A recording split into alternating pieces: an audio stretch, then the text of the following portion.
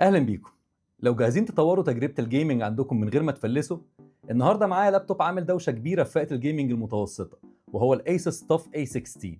ولو بتدور على واحد من اقوى لابتوبات الجيمنج او جهاز يعتمد عليه في الشغل او صناعه المحتوى، خليك معايا عشان المراجعه دي مفصله وهتفرق معاك قوي. هنشوف سوا هل اللابتوب ده فعلا بيقدم القوه والمتانه اللي ايسوس تاف معودنا عليها، ولا ده مجرد كلام تسويق. انا يحيى ناجي، وبسم الله نبتدي.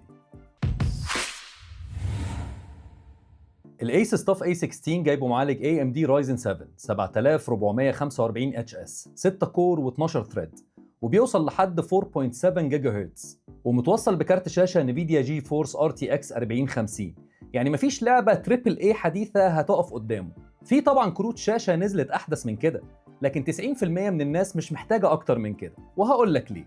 التركيبه دي يا سيدي بتقدم لك جيمنج ثابت وسلس، واداء قوي جدا في المونتاج والريندر، شغل تقيل من غير تهنيج، مناسب جدا لصناع المحتوى سواء بتلعب، بتمنتج، او بتشتغل شغل تقيل. اللابتوب ده واقف على رجله.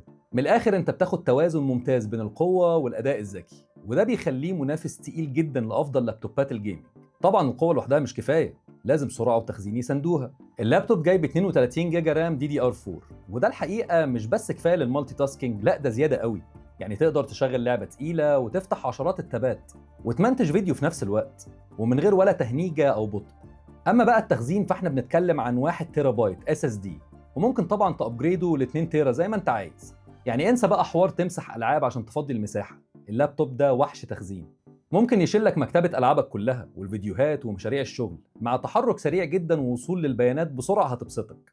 اللابتوب شغال بويندوز 11 هوم، يعني تجربه حديثه وسلسه من اول ما تشغله، والكيبورد باضاءه RGB حلوه جدا، وبشوفها مهمة جدا لجلسات اللعب الطويلة بالليل. وشكله حلو وعملي في نفس الوقت، وكمان في كاميرا ومايك مدمج، يعني دايما جاهز لمكالمة سريعة أو محاضرة أونلاين أو حتى ستريم مفاجئ.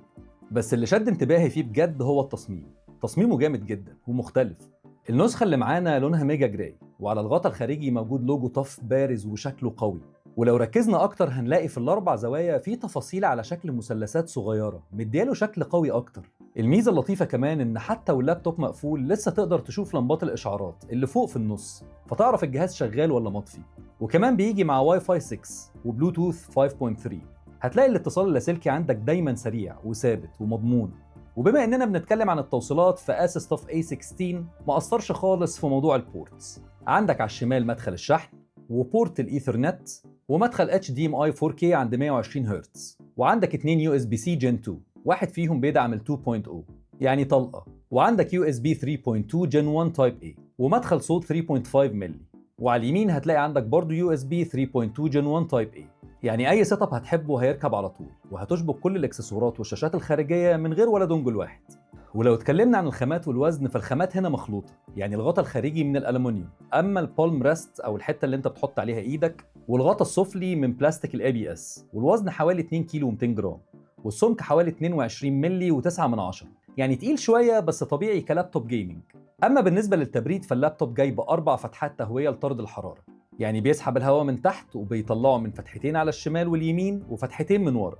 ومن جوه في مروحتين وخمسه هيت بايبس، وده بيخلي الحراره ثابته حتى مع الضغط العالي. ومع كده صوت المراوح هادي جدا، انا بصراحه ما حسيتش بازعاج خالص وانا بستخدمه.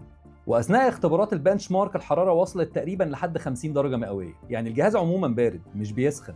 ولو اتكلمنا عن الشاشه، فالايسوس تاف جيمنج A16 جاي بشاشه 16 بوصه من نوع الاي بي اس بطبقه انتي جلير، ومع دقه الوان 100% sRGB، بمعدل تحديث هنا اللي هو 165 هرتز، وده رقم ممتاز جدا للجيمنج. معدل التحديث العالي ده بيخلي اللعب ناعم وسلس، خصوصا في العاب زي كول اوف ديوتي او مونزا، او اي جيمز محتاجه حركات سريعه، وبيديك افضليه واضحه.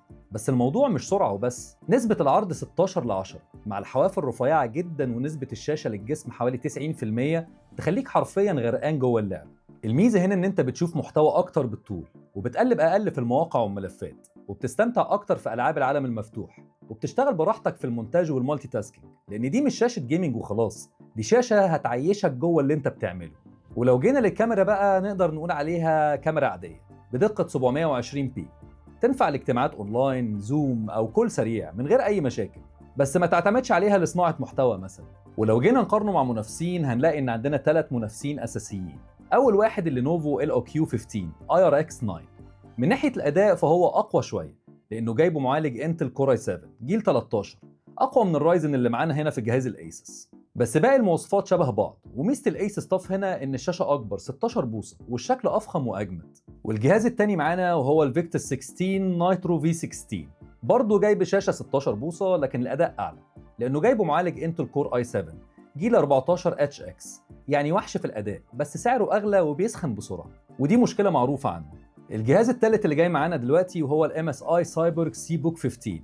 الميزة بتاعته إن هو جاي بكارت شاشة RTX 5000 سيريز، بس العيب إن المعالج بتاعه انتل كور 5 210H، أضعف من الأداء العام، وكمان الشاشة مش 100% sRGB، فمش أفضل اختيار للمونتاج أو للشغل الإبداعي عموما. الخلاصة ورأيي النهائي على الأيسس TUF A16، ببساطة الجهاز ده أفضل جهاز في فئته السعرية من غير كلام، ما بين شاشة 165 هرتز ومعالج AMD Ryzen 7 وكارت شاشة RTX 4050 و32 جيجا رام و1 تيرا بايت SSD. هتلاقي ده من أفضل الاختيارات اللي أنت ممكن تجيبها في فئة لابتوبات الجيمنج دلوقتي. ولو بتدور على تجربة جيمنج تقيلة ومحترمة من غير ما تكسر الميزانية، الأيسس TUF A16 اختيار قوي جدا، وبيقدم توليفة أداء ومميزات صعب تتغلب، وشكله من أحلى أجهزة الجيمنج اللي موجودة دلوقتي. طبعا ممكن تزود الميزانية وتجيب حاجات تانية كتير، بس ده في الفئة السعرية دي قوي جدا. وفي النهاية ما تنسوش تدوسوا اللايك وتشتركوا في القناة وتفعلوا الجرس عشان يوصل لكم مني كل جديد، وما تنسوش تتفرجوا على كل الفيديوهات اللي فاتت اللي فيها معلومات كتير أكيد هتفيدكم. شكرا جزيلا وسلام.